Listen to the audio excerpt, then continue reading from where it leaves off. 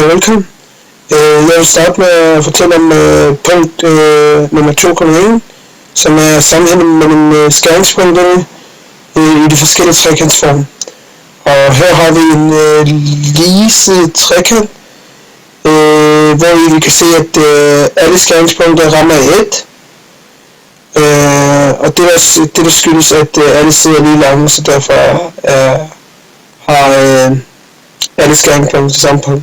Hvis vi så kigger på en ligesidet, hvor vi løfter den lidt længere opad, der kan vi se, at linje A og B er lige lange, altså en ligesidet trekant.